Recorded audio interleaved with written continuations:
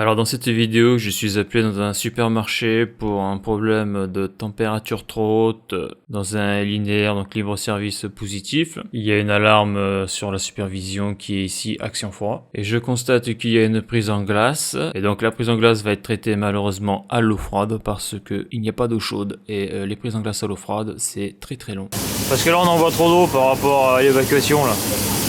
Alors vu la quantité de glace qu'il y a enlevé, on va y aller au jet d'eau. Donc dans cette vidéo là je suis avec un collègue stagiaire, donc il y a beaucoup d'entreprises, donc on part sur le terrain seul, mais souvent pour donner un petit coup de main, eh bien il y a soit un stagiaire ou quelqu'un qui est en alternance, en contrat d'apprentissage. Donc là je suis avec un stagiaire, et donc déjà la première chose que l'on remarque c'est que les évacuations des condensats ne sont pas bouchées, heureusement, parce que comme la prise en glace va être traitée à l'eau froide, il va falloir énormément d'eau pour enlever toute cette glace là, et là où il y a la flèche, on constate que le polystyrène est resté collé sur la glace. Donc ça c'est le gros problème avec ces vieux meubles, c'est que pour constater la prise en glace il faut faire vider donc le bas du meuble pour pouvoir soulever les plaques, en tout cas au début sur les extrémités. Donc là comme il y a une prise en glace, on fait vider tout le bas du linéaire, et lorsque l'on soulève des plaques, et bien quand il y a de l'eau qui se met sous le polystyrène, et bien quand ça gèle ça colle, et donc voilà quoi, il n'y a pas 36 solutions, il faut soulever la plaque. Donc moi je tire et voilà, ça reste collé. Donc lorsque l'on enlève la plaque, sous la plaque il y a un polystyrène, donc c'est un isolant thermique. Donc après avec l'eau froide je vais le décoller tout ça. Donc à noter que au niveau du jet d'eau, entre la position du robinet d'eau froide et le linéaire, il y a pratiquement 30 mètres. Donc moi j'ai un flexible de 30 mètres dans le camion, quoi, 2 fois 15 mètres. Et à savoir que sur certains magasins on peut aller jusqu'à 50 mètres entre le robinet d'eau froide et le linéaire le plus éloigné. Donc là bien sûr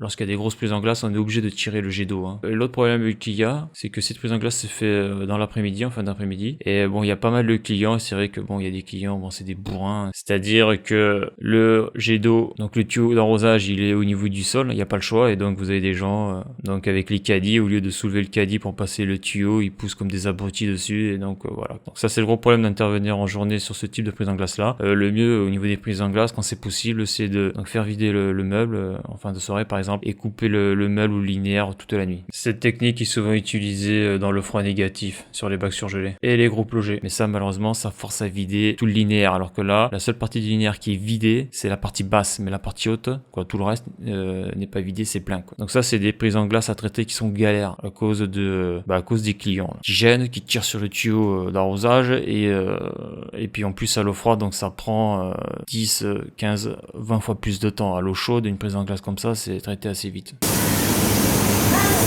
Et après ça déborde, je pense que c'est débouché quoi. Donc là encore une prise en glace avec de l'eau froide. On va finir l'après-midi ici. Donc dégivrage d'un évaporateur à l'eau froide. À noter que la prise en glace se fait ventilateur de l'évaporateur allumé. Donc ça met du temps. Une linéaire comme ça.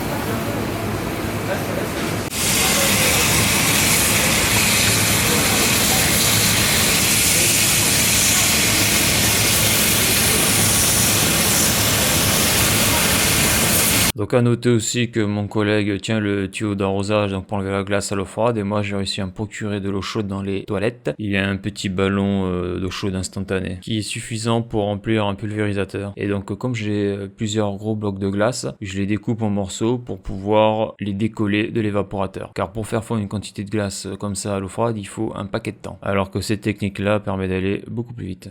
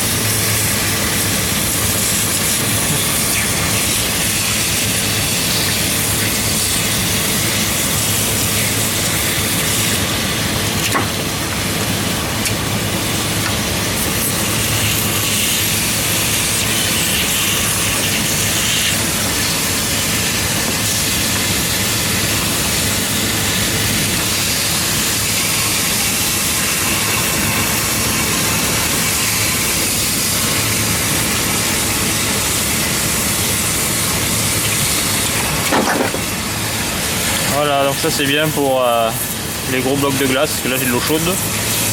Et dans les chiottes, alors ça c'est de l'eau froide. Et l'eau froide ça va 10 fois plus lentement. Donc après avoir traité la prise en glace, on peut se poser la question de l'origine de la prise en glace. Donc là on voit en plus que les bacs sont sales. Mais bon, ça peut être une cause de prise en glace, hein. Quand il y a de la merde dans l'évaporateur, le passage de l'air se fait moins bien. Mais surtout on voit aussi que dans certains magasins, il y a des clients, lorsqu'ils prennent les produits, ils en mettent partout. Et donc là on voit la flèche, là c'est la grille de reprise. Donc là j'ai remis les petites barquettes à leur place, mais on voit qu'au fond là je l'ai pas remise la barquette. Et on voit que des clients prennent la bouffe et bouchent les grilles de reprise. Donc obligatoirement, si les grilles de reprise sont bouchées, il y a une prise en glace qui va arriver, hein. Donc là c'est pareil, là c'est des petites cagettes en carton là avec des poulets à l'intérieur, et donc on voit que les clients se servent, et qu'est-ce qu'ils font? Ils tirent les petites cagettes là, quoi, les petites boîtes en carton, et ils bouchent les reprises. Donc ça aussi ça entraîne des prises en glace, et on voit dans les supermarchés en principe, le soir il y a quelqu'un qui fait un tour des linéaires pour voir si les grilles de reprise ne sont pas bouchées par les produits, parce que si les grilles de reprise sont bouchées, le lendemain c'est prise en glace direct. Et température alarme haute, sachant qu'en plus la température à l'alarme haute peut se produire la nuit, donc c'est pas super, parce que ça peut obliger l'astreinte à sortir. Donc en principe là-dessus on temporise, c'est-à-dire on attend l'ouverture du magasin avant d'y aller. Donc voilà, donc les grilles de reprise bouchées qui entraînent les prises en glace, ça arrive régulièrement, et surtout sur certains types de magasins où les gens sont un peu sauvages avec la bouffe. Donc voilà pour ce petit retour d'expérience et pour cette petite vidéo. Donc si tu as aimé la vidéo, n'hésite pas à la liker, à la partager, et à bientôt pour une prochaine vidéo.